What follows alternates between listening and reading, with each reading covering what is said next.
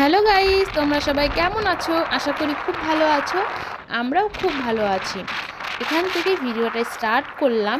তো দেখতেই পাচ্ছ আমরা কোথাও যাচ্ছি। কোথায় যাচ্ছি? শিবডাঙ্গি। আজকে শ্রাবণের প্রথম সোমবার। তো আমরা ভেবেছিলাম যে শ্রাবণের প্রথম সোমবারের দিন শিবডাঙ্গিতে গিয়ে জল ঢালবো বাবার মাথায়। তো তাই যাচ্ছি।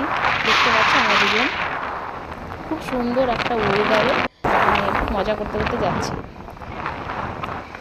আর দেখো সামনেই আছে বাউনগুলা ব্রিজ।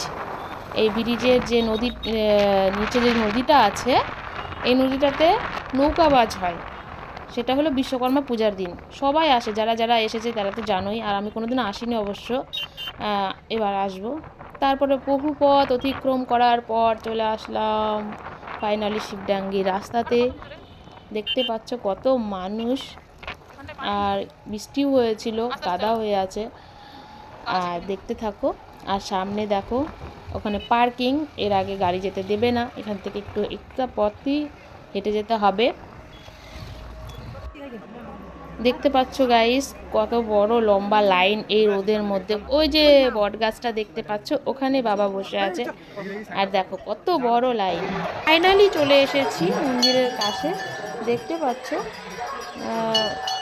ওই দেখো আমি।